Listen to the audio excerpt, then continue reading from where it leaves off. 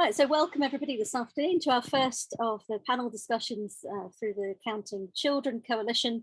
Now, as you know, this has been a scrambled first event. I hope will be one that will lead to a series that we're able to put some more public information into the public domain, have a kind of discussion and questions, and really get better quality of debate around this whole area of children in school, out of school, and counting children, the name of our coalition. So we welcome everybody this afternoon. As you know, the session is being recorded and we will be posting this later on YouTube.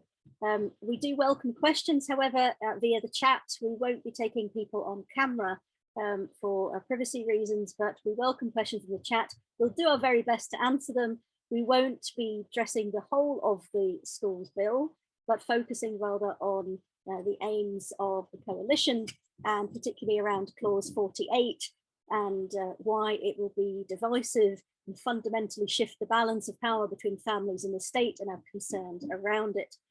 So without further ado, I'm going to share my screen and just give a brief background to the coalition and our aims, and I'll let Ellie give me a wave if you can see the screen. Thank you. Right. And if you do put questions into the chat, as I said, we'll do our best to answer them at the end of the session.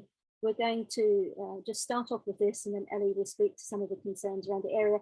We're hoping as well that other coalition members, as they have availability this afternoon, is pretty limited at short notice. But as I said, we will be running more sessions as the bill progresses through Parliament, and we'll be answering more questions on specialised areas in each of those thematic events.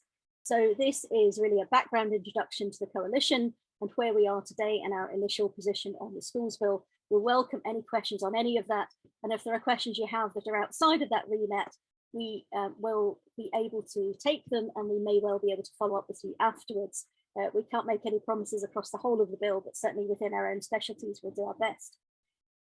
So as I said, the coalition is formed of a number of different partners. We are growing and emerging, and various organisations are coming on board. It's whilst there are a vast collection of diverse interests and shared concerns around aspects of counting children in and out of state education in England and Wales, we appreciate as well that there are different types of groups with different interests, and while some of these overlap, they actually sometimes don't necessarily align with one another. But we hope we can find that intersection between rights and interests that different groups have. And why we came about was really to look at the different aspects of what we were getting frustrated by in the media and public debate over the last year. It was focused around MPs in particular and the Children's Commissioner's accuracy around numbers, talking about children missing education, talking about this mythical ghost child, and Robert Halfon, the Education Select Committee Chair, most recently in the follow-up debate to the school's white paper, actually talking about 124,000 ghost children, and then somehow they turned into Oliver Twists roaming our streets within the same debate. It was a rather disappointing way of framing what are incredibly sensitive and important issues. And one of the biggest challenges I think it leads to is a poor understanding of the real issues of these conflated questions around children who are not in education, and the sweeping up of the assumptions that every child not in school is somehow a child outside of education, or that every child who is not in school is somehow misplaced and a lost child. This is clearly a myth and is misrepresenting very serious, in very serious ways, I personally believe, the very important and different aspects of choices that families make, sometimes because they want to for elective home education, sometimes because they are forced to, because of lack of placements, lack of provision in their area, and sometimes through transitions and changes. And I think this is one of the important things that people forget when talking about numbers, is that children's lives are not static and family life changes all the time. And so people can move in and out of education as they move geographically, as they come into different stages of their life, as they come into good or bad health, physical and mental. They have different and changing needs. And a lot of that is just not accounted for in any of this debate. So we were frustrated really about 6 months ago around the clarities of this sort of poor quality of debate, and coalesced these interests in the groups that you'll find listed on our website, Counting Children, and our growing members, including the Victoria Klimby Foundation. And I'm hoping Stephanie will be able to join us this afternoon, but I know she had a lot of demands on her plate this afternoon, and if not, then she'll join us at another date. We're also concerned about some of the proposals that have been in recent policy making and discussed. For example, whether there should be unique identifiers for every child in or out of education, and discussion around the use of those identifiers by multiple services beyond what is already done today. And I think one of the most important things in this debate, especially around the schools bill, is the lack of understanding of what already happens, who is counted, where, who is on a register, what the purposes of that register is, who has access to that information and why it's used. And it's leading to a very poor debate around what might change in future. So I know that many of the audience here today will not need any definitions around what the definitions of a suitable education, but I'm putting this here just so that we have it as part of the whole package and people can reference it in the future. The idea being that in receipt of a suitable education, which is the language used in legislation in order to meet a child's right to education, and that the child has the opportunity to have their rights met, does not mean that a child has to attend a school or a setting defined as a school.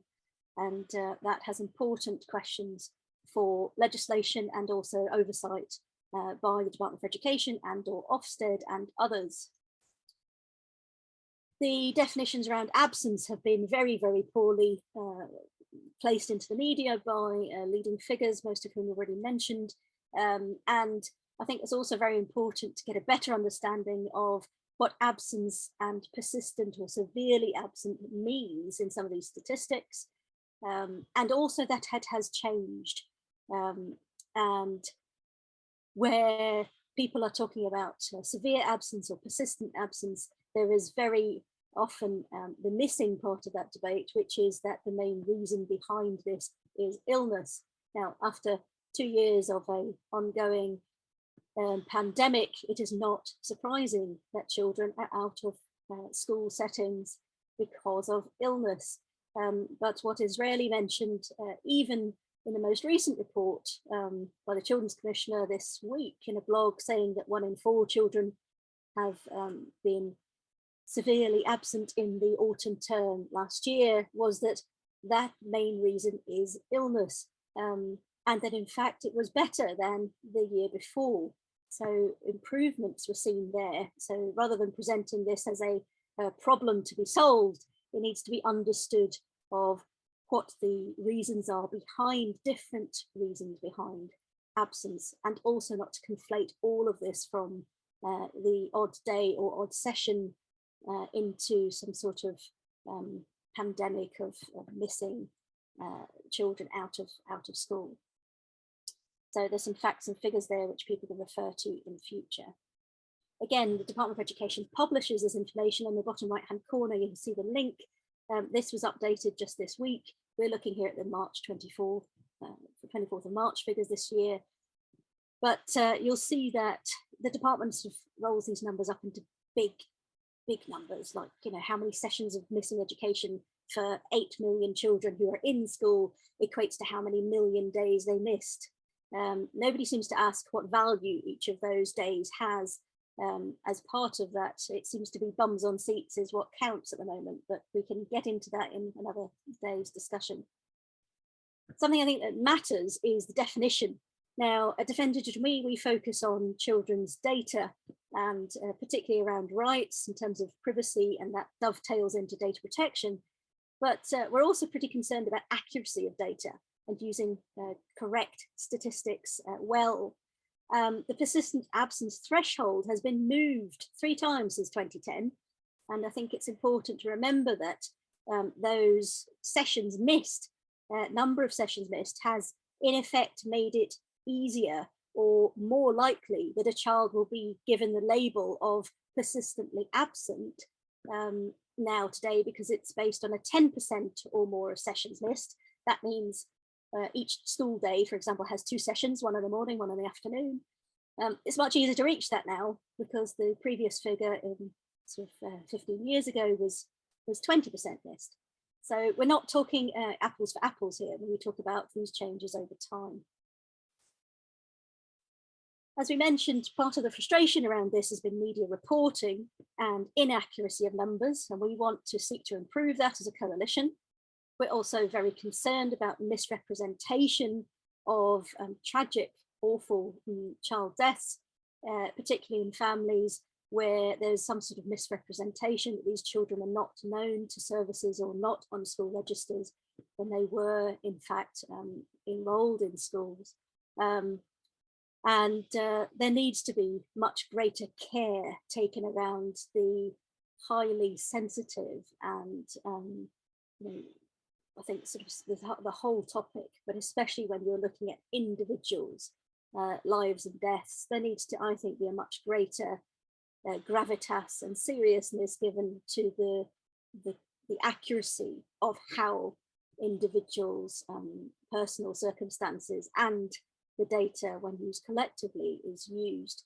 I think that is respectful and more appropriate than some of the language that's been used over the last year in the media. So we've talked about absence and persistent absence and children missing school. It tends to all then get conflated into recent discussion about children who are not in school. And that doesn't mean that they should be. They are not enrolled in school as an active choice, elective home education. Now, again, we won't go into all the details of this, but what is interesting to note is that we've done our own research and we're comparing it against the 2018 ADCS survey of local authorities and numbers of children in elective home education. And it's quite interesting that so far our research has been responded to by exactly the same number of local authorities. 106 has replied. We're hoping we'll get more and get an even more complete picture of these numbers shortly.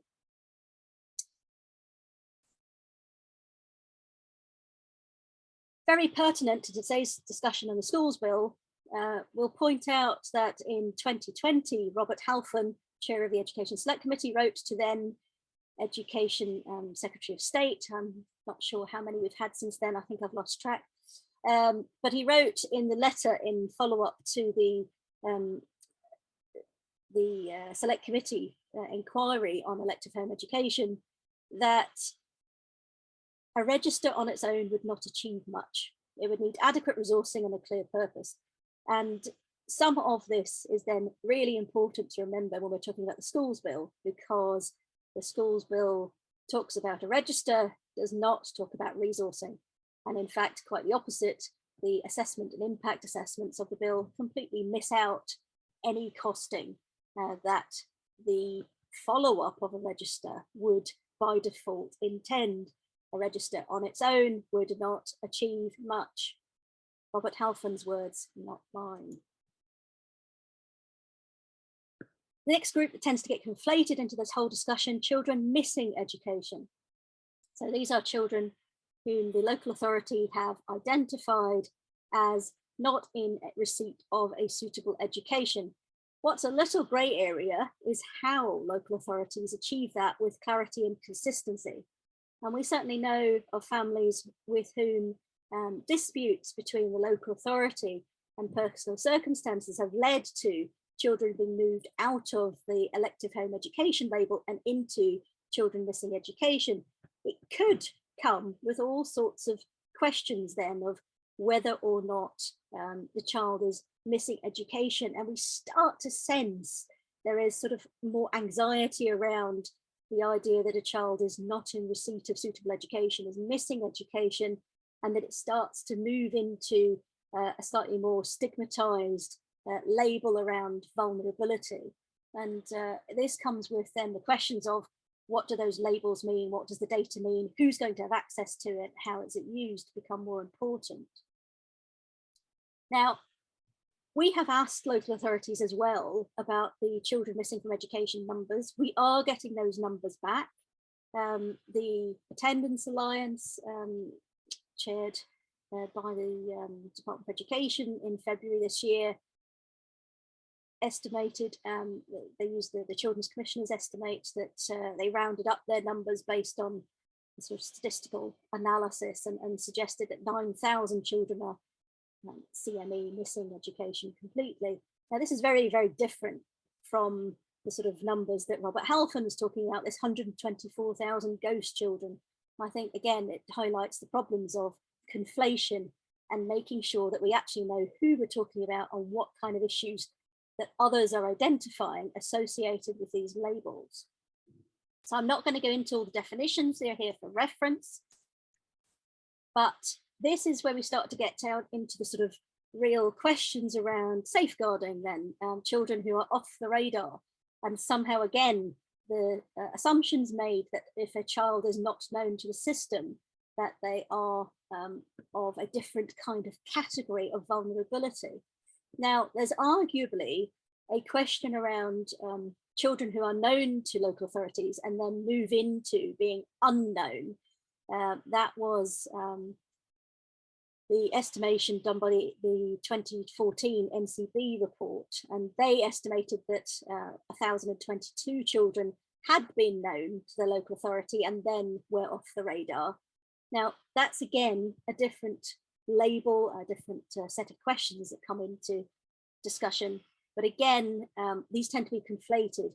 And I certainly have the impression that a lot of the time, the sort of bigger numbers are battered about and then given the same sort of, seen through the same lens as children missing education whose whereabouts are unknown. And again, we're calling for much greater accuracy and better understanding of what these numbers are about.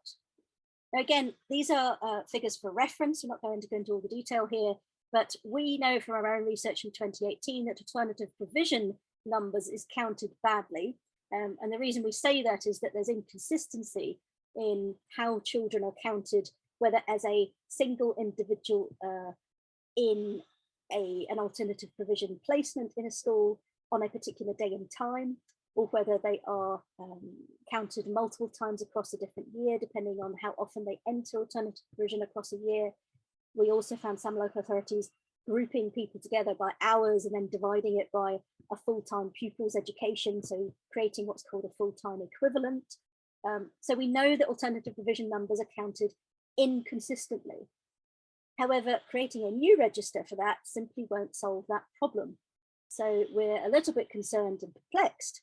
Why are alternative provision children going to be in scope of the new schools bill when they are already on school rolls? In fact, they're often double counted, and the problems that they have in counting them are not going to be addressed by a new register at all.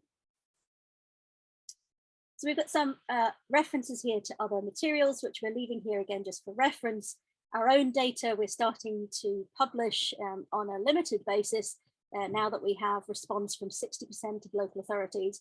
But what is striking is that every single one of the local authorities that has responded already track all of the children in the scope of the bill, whether that's children missing education, which is a statutory duty to track, or identifying children not in receipt of suitable education.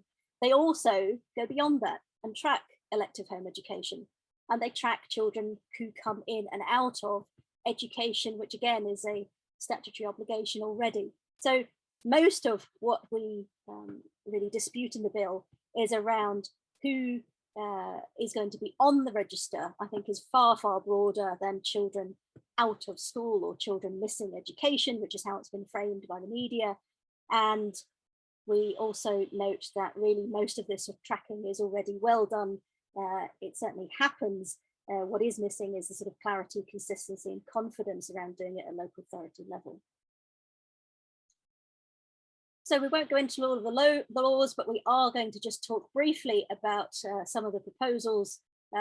Obviously, we've seen the Children's Commissioner report published, the report about where are England's children and their interim findings. We had deep concerns that this included mention of the idea that attendance should be everybody's business and everybody's priority, including Home Office and Border Force mentions, which, given our background understanding of the expansion of the school census in 2016, when ministers were saying that this data will not be used for immigration enforcement when the school census started collecting country, birth and nationality, and in fact the agreement had already been written to share it with the Home Office. We have concerns that these sort of same institutions are being mentioned in the same breath as new registers on children. So we're going to leave some of that references here, perhaps for later questions, but what are we doing next? So as different organizations, we'll speak to some of the individual concerns, especially starting with Square Peg. But what we're doing as a coalition is really, we had started out at looking at what the questions are around accuracy and trying to improve the quality of public debate, talking about the rights of children and families to be respected with trusted access to services, talking about safe data, what that means when we talk about having limited purposes, the basics, fundamentals in law, of data protection law, what purpose limitation and data minimization means. And now, of course, we're at the schools bill. And what are the concerns around this? We've been analysing what registers already exist and showing why no new powers are needed, but that clarity, consistency and confidence are missing at local authority level. It still leads us to the conclusion that there's no need for clause 48, and we call for it to be scrapped and instead replaced with a code of practice, because we have to deal with the problems that already exist in the databases that are already being widely used across every authority that we're aware of, and also address some of the peers' concerns from the House of Lords debate on May the 23rd. And that kind of brings us up to speed on what the coalition is about, where we are, what we're doing. We're here now with the schools bill, and I'm going to take a look at the chat and the questions, but I'm going to ask Ellie just to sort of go straight in really from here and talk. Now, Ellie has a broad background and vast amounts of experience beyond the questions that we've kind of touched on around clause 48 and now concerns around the data, but you've got a vast grasp of this as well. So perhaps, Ellie, you want to address a little bit about why Square Peg has concerns around this aspect of the bill. And of course, feel free to mention some of the other parts. I'm going to put myself on mute and I'm going to look at people's questions, and then we'll both address the questions afterwards.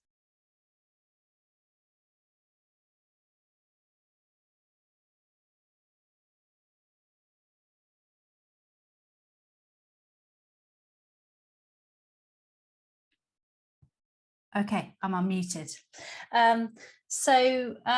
Yeah, I mean, you summed it up beautifully, Jen. I think your analysis is, you know, much like akin to ours in terms of just the mushy data, the conflating of data, the conflating of agenda to sort of meet certain aims, political aims.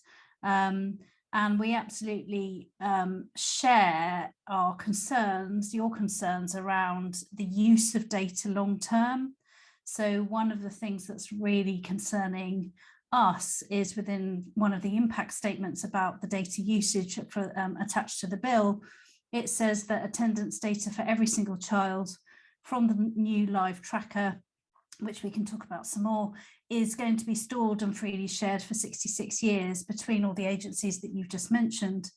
My 16-year-old and my 13-year-old, who carry enough shame and burden of guilt as non-attendees and persistent absentees, you know, both said, well, I don't want that being followed around for the rest of my life, and I don't want it shared.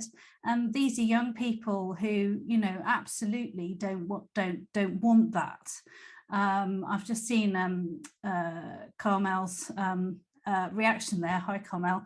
If anybody would like our briefing documents, which sort of pull together all of the surrounding DFE documentation that has been published as an adjunct to this bill, you're very welcome to it, because of course what the bill does is one thing, and what the DfE publishes in terms of guidance, for which there is due regard that LAs must have, and schools must have, and families must have, that it's that guidance is already out there, and it says to come into effect 2023, subject to the bill. So I think there's an enormous amount of detail out there already regarding data sharing and data use.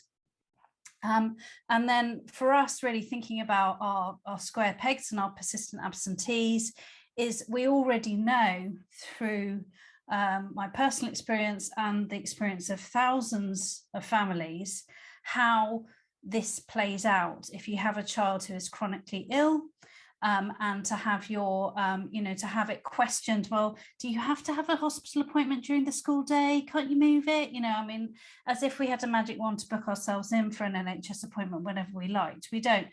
So, there's chronic illness, there's hidden conditions, there's children who are trying to access CAMS, there's children who are young carers, there are children who come from families where English is not the first language, or they live chaotic lives, or they're in insecure housing. There are so many reasons why persistent absence or attendance difficulties happen, or why a family would experience barriers to attendance. And for me, attendance is the lens through which everything can be seen. It's where everything converges. Nobody's been looking at it because it's been conveniently sort of, it's truancy. Well, we take a compassion-focused approach to every single truant as well. And there's a reason why that child is a flight risk. There's a reason why they're, out of school and not going there, voting with their feet. And that could be placed in terms of social challenges within the school environment, bullying or sensory overload, or all sorts, or exam stress or performance stress. It could be because home's not safe and school's not safe, so I'm just going to go. It could be a lack of engagement. There are so many reasons, but attendance is this sort of nexus point where everything happens, and what you see is all of the diversity of family life reaching a brick wall of an inflexible system. And that system might be lack of access to timely social care or compassion-focused social care. It might be being on a waiting list for a neurodevelopmental service. It might be living in poverty and deprivation. It might be being a young carer. Either way, we are calling for, a firm pushback that fining and prosecuting these families doesn't help. It doesn't achieve anything. It doesn't serve anything. But also that, this surveillance. So we're calling, we want a stop to the surveillance and the interference, because my experience of it was that in itself was disabling. It was interfering. It removed my confidence as a parent, as a functional adult. It's not appropriate and it's not necessary. And it's not proportional either. So where we've got systems where the first flag to go off in the professionals' heads, if you've got a child who's struggling, is, we better do a safeguarding check. I was on BBC 5 Live this morning, and the comment came back, well, of course we have to check for safeguarding, wouldn't you think that should be done?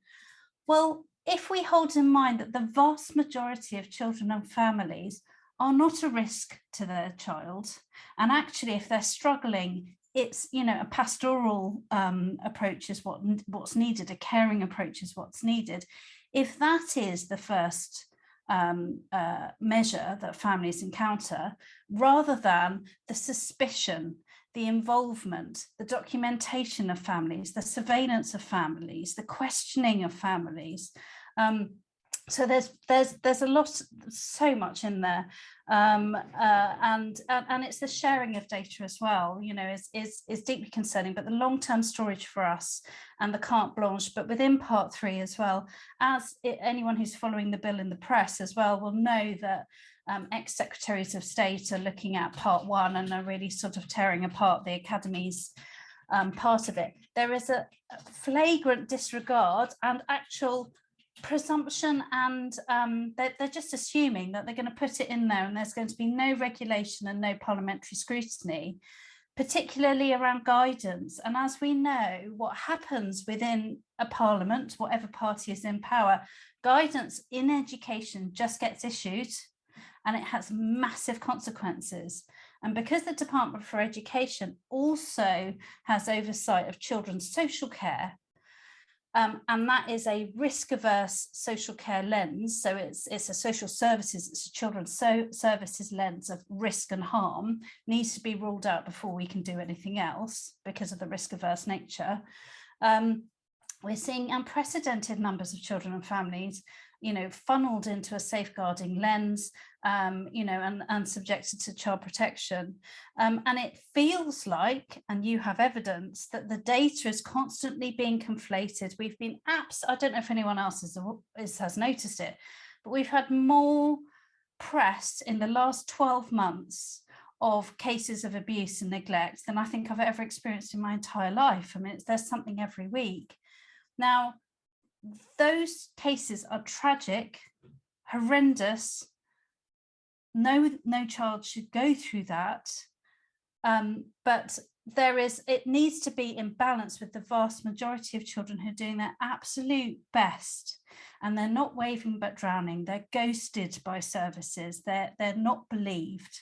But more broadly, I think even if you don't have a family that's struggling, I would ask any family to really think about the way that you are being perceived and treated, because your parental authority is under attack.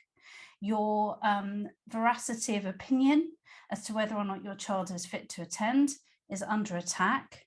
And your child, as a minor who can't opt into it at the moment, their attendance data is going to follow them across their lifetime, and they will be placed on registers of risk as a persistent absentee. And as you rightly pointed out, it's so easy for huge numbers to become persistent absentees now, because the thresholds have I was going to say gone up or gone down, but anyway, more children are ending up there, which places more children at risk. And these children aren't, missing from education; they're missing out on education, the vast majority. And there's a really pernicious narrative around our square pegs, and they need protecting. So of course we do think about children who end up non-electively home educating. We also have in our group families who end up maybe jumping before they're pushed. So they end up non-electively home educating, but it's the best thing that they ever wanted. That ever happened to them. So there's a real mix going there, and I can talk about Ellie, the mechanisms more if you would like. That's brilliant. Listen, I think I'm going to jump in there because we've got some good questions, and I think I'd like you to address one of them to start with, and I'll tie it into some of what you were talking about there. So you were really talking about sort of some of the points that came up was sort of safeguarding failures around children, and do we think that this will become, get more intrusive and more sort of enforcement as a result of the bill? So two questions to tie into that for you, and I'm going to come back afterwards on a question about how we know where our children fit into these labels, for example. But the questions were around what we think, will safeguarding failures be somehow sort of more covered up or become a reason for more intrusive actions at local authority level? I would ask you probably just to summarise, what do you think the key changes are in the bill? So compared with today, what will the key change be for you around this narrow part of the bill? And then how long will it take for the bill to become law? Kind of what are we looking at from a timing perspective? Well, I suppose it's worth mentioning the new live attendance tracker, which is, in pilot stage at the moment. As you had shared previously with the discussion we're having the other day, that is going to be shared in live real time every 3 to 4 hours. So it's about as live as you can get it. So your child's position, location, will be known and shared by the government every single day. This is children in school, so physically children in school. Yeah. So slightly separate. So it's running in parallel to the schools bill, but separate from the school bill. Exactly. So in parallel to that, with that backdrop, with this enormous live, real-time, identifiable, named data collection that DfE is about to start on every child from September on who's in school on attendance, what will change as a result from the bill for other children? So if you are missing, so if you are seen as not attending, then that will then be passed. And in terms of how the DfE are going to respond to a personally identified, individually identified child being persistently absent, I don't know. They're going to have a team phoning each LA, and is there going to be like a task force? I mean, let's just sort of hold in mind briefly that we all went into lockdown March 2020. April 2020, the DfE set up an attendance task force in which they charged Ofsted, who clearly weren't going to be inspecting schools while they were closed, to meet with local authorities every single week and look at attendance. And this attendance task force, which I wrote to them about, and I said, wow, this doesn't sound scary at all. And then they launched the Attendance Alliance. But it's shocking to me that while the world was reeling from coronavirus, the DfE and Ofsted were working together to sort of, do this fast. And there were measures that were put in place under Coronavirus Act entitlements. So, and I haven't been able to uncover exactly, all of the detail about that. That aside, if your child is a non-attender, in the guidance at the moment, it doesn't actually specify what's going to happen per se, other than an improved and consistent standardized pathway for if your child is a non-attendee. So at the moment, there's loads of variability in practice across each local areas. Some are more pragmatic, others are much more punitive. We've got local authorities who are really just sort of slap the fine as quickly as possible. And there are local authorities who are much more pragmatic. And then there are those who sort of, are really struggling because they're very stretched or for other reasons.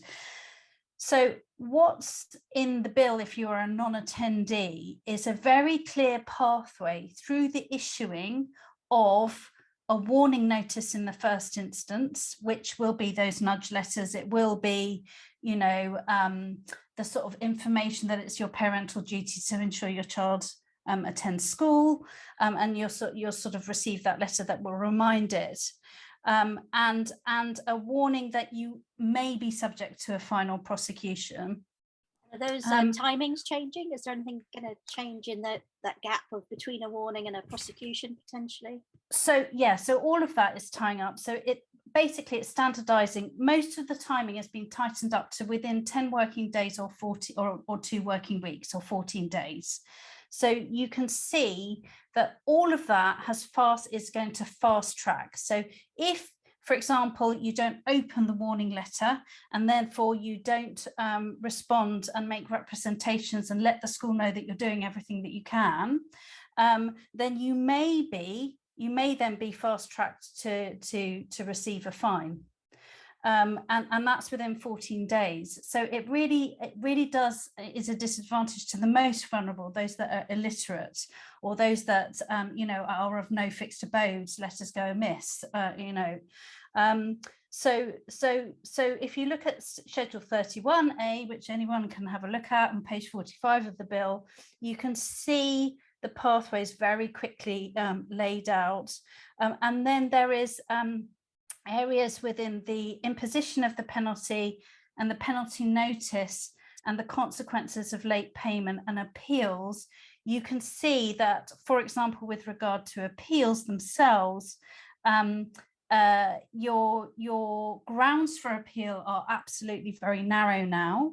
So they are removing the right to appeal. And they are also lacing in that local authorities must do this. So this pathway is a must now, which is really scary because it just means that it's going to happen. Now, when I speak to the DfE, they talk about really ensuring that there is a pragmatic approach so that this will only happen if everything else has been exhausted.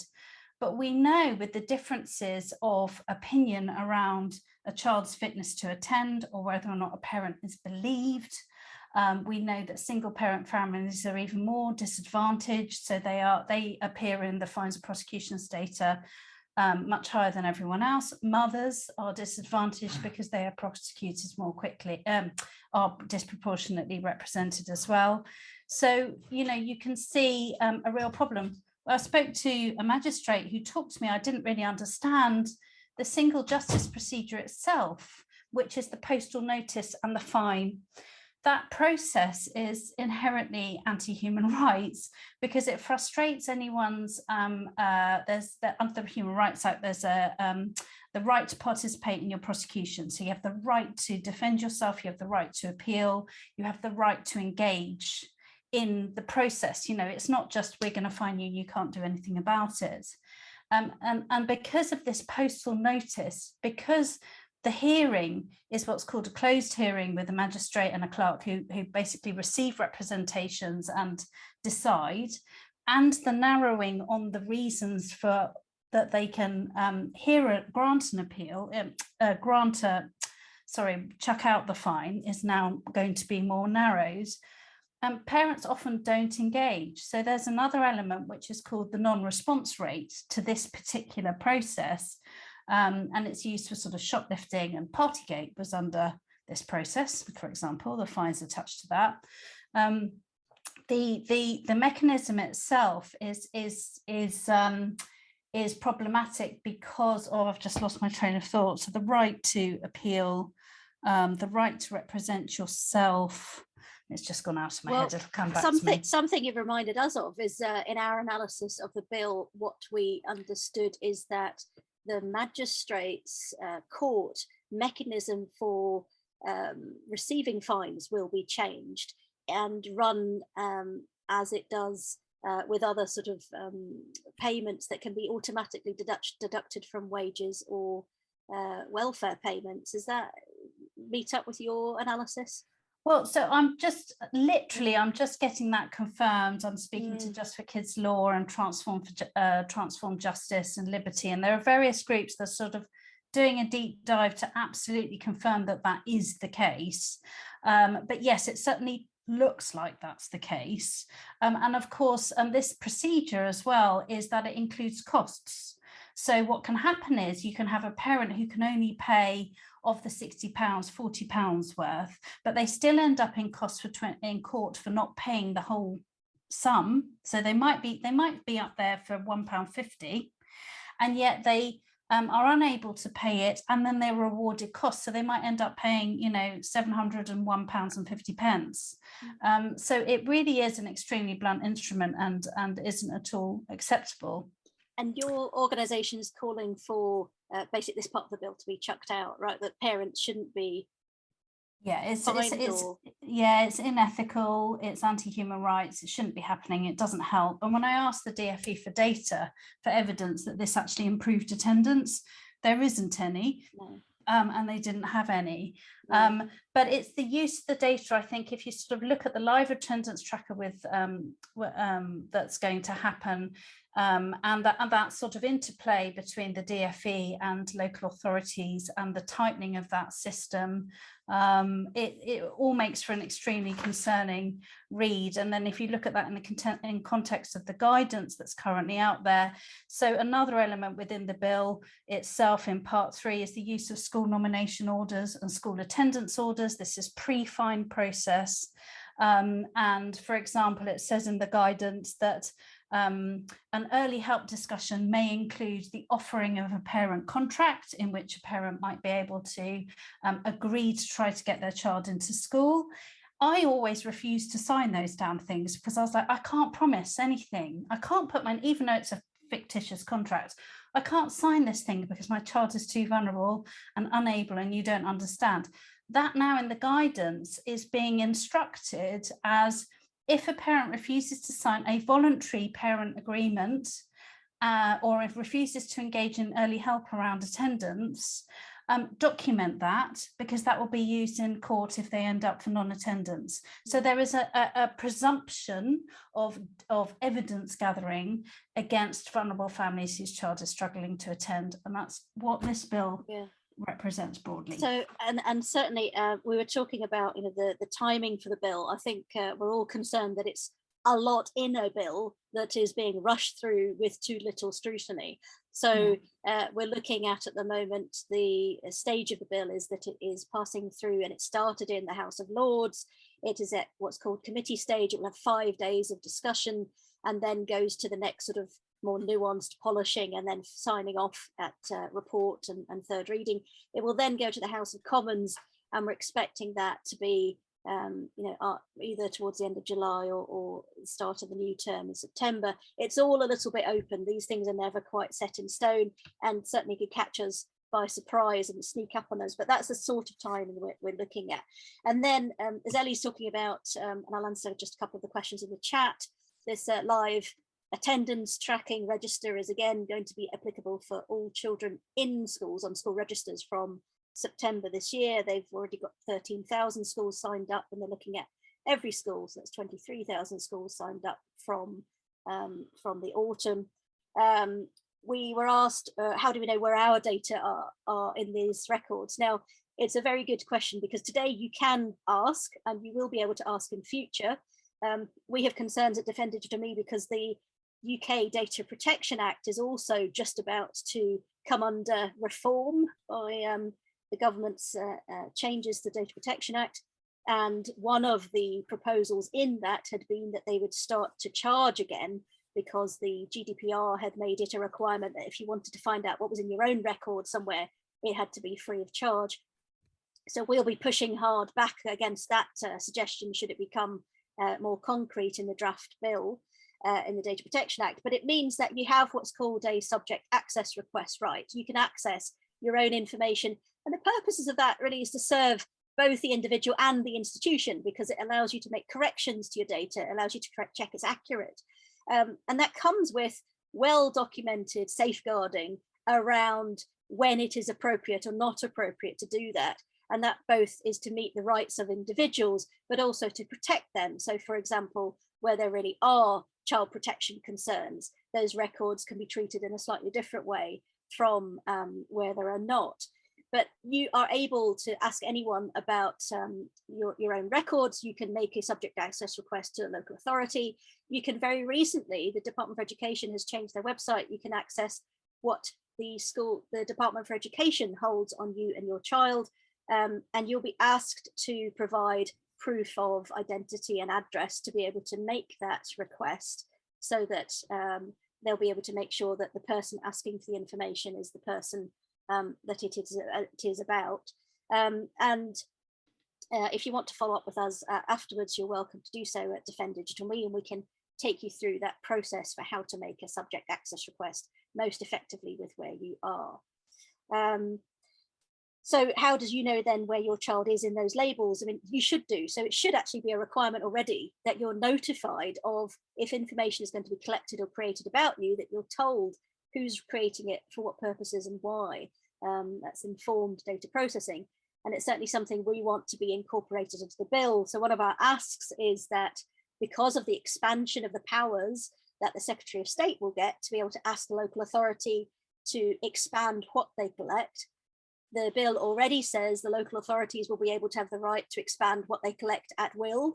So it'll be undefined or unlimited how much or how often the local authority could collect information. And there's a duty on parents to provide it. That will create all sorts of inconsistencies across the system, across the country. There's also a requirement then for the Secretary of State would not be required to ask Parliament to approve changes to that. So what they've done in the last 20 years with schools data is very regularly put through what's called secondary legislation, a new piece of law that fits under the Education Act 1996 and asks for more data from schools, so that today there's been about, I think, 20 or so different pieces of legislation in those 20 years, expanding the data collected on a named basis from children. And, that includes children at risk, children looked after children, even, very highly sensitive, deeply intrusive labels like categories of abuse. So there's very, very sensitive data already collected on children, and that's all stored at the Department of Education. But as Ellie says, this bill is going to expand that on children who are not on rolls. But where we're really perplexed still is why it's capturing the children that are already on these school rolls, why it's collecting the children who are flexi-schooled, part-time schooled in alternative provision, and they'll actually be double counted potentially in different systems. So there's some lack of clarity what the department is really wanting to do with that. And if you wanted to really push the boundaries of your imagination of what would be possible, I think we should be asking Lords and MPs to ask what the purposes are of this lifetime attendance tracker. As Ellie mentioned, why does the department, who doesn't intervene on a child's individual basis, they are collecting named individual attendance and absence from millions of children, and it will be every 2 to 4 hours. Why is that going to go into Department for Education at national level? Why is that not statistics? It certainly doesn't seem to meet the requirements of data protection law as we have it. What we'll do going forward is we need to put some information to answer some of these questions onto our website. We've been asked for the link to that information about the new live attendance tracking. We'll do that. I think it might already be on our Counting Children UK policy page, but I'll check, and if not, I'll post the link there. We've certainly put the new guidance around it, is already published there for sure.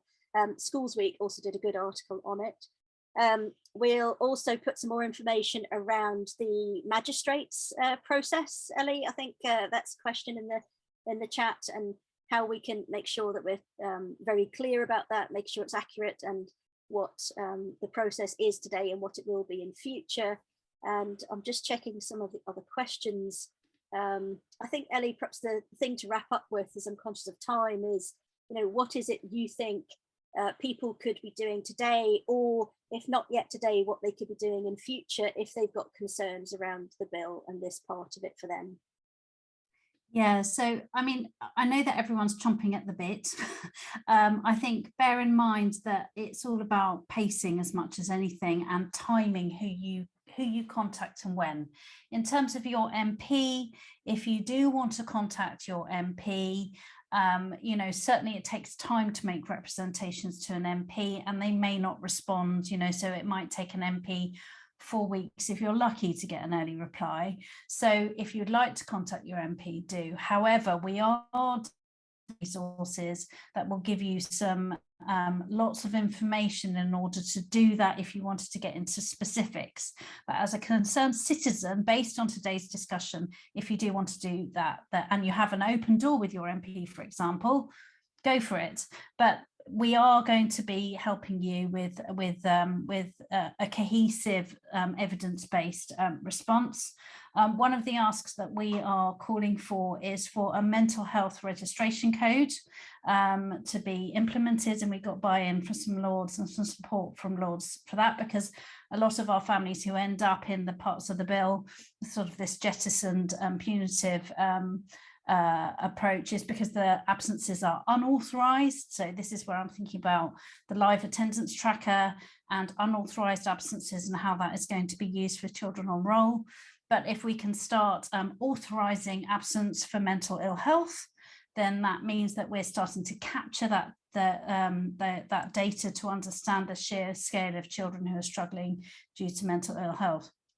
I've shared a couple of petitions. There's ours there calling for a mental health attendance code. There's 2 parents who are doing a sterling job with Stop the Schools bill. Broadly, they're not finding school families, and there's a lot of persistent absence, and send grassroots groups that are backing that. So do sign that. Sign up to receive news from Counting Children, Defend Digital Me, Square Peg. We've all got facilities there as well. Please, whatever is shared, do retweet it. I would say start having conversations with friends who just sort of may not get it, may not be aware, or perhaps have maybe had a fixed opinion. Until I met you, Jen, and started really digging into this, I was of the opinion of, oh, my children's data is already held in so many places, what difference does it make?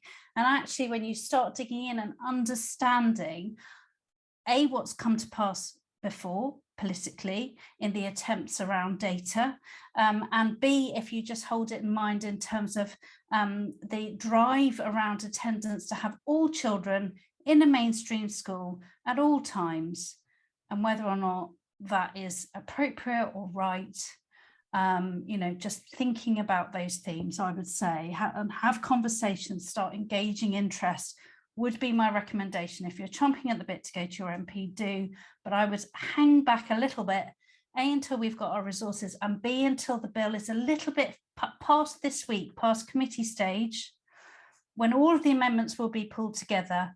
Then at report stage, they actually vote on whether or not to approve the amendments. So that's another stage. And then we will get a third reading. So after report stage, we'll have a sort of finalised version of the bill to go down to the lower house. So we've got a bit of time this summer term. It is, my best guess is that it isn't going to be all done deal and through the Commons before the end before the House closes for recess, or Parliament closes for recess.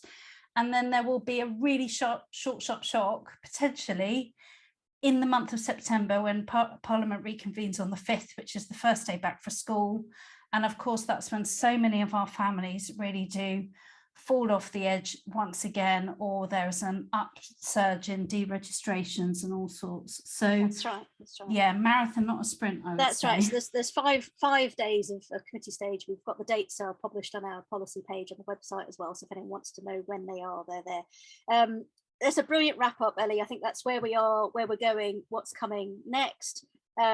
Peter's asking, is it worth going to party conference? I think that's for you to decide, each to their own. And if you do and want to get in touch and have materials from Ellie, from other coalition members or ourselves, we'll happily provide background information for you to go with all the background you want. And as Ellie said, there'll be more coming out, and action that we'll be able to support. So I think just to wrap up, we've got lots going forward. What we're greatest concerns are around the open-ended powers, the sort of unlimited lack of oversight around what will be expanded and what will be possible in future, and that it's really more about surveillance than safety. It's not focusing on the right things. So is the bill salvageable? Well, there are lots of lords who are making sweeping changes through amendments. And as Ellie said at the start, two of those are former experienced secretaries of state for education. I hope the government will be listening to their expertise, and there will be plenty of discussion around the changes that come from the parts of the bill that are around forced academisation and changes to governance and school governance and oversight of schools. This tiny piece of the bill, in effect, one clause, clause 48, is in some ways incongruous with the rest of the bill, because it's certainly all being packaged up as a register of children not in school.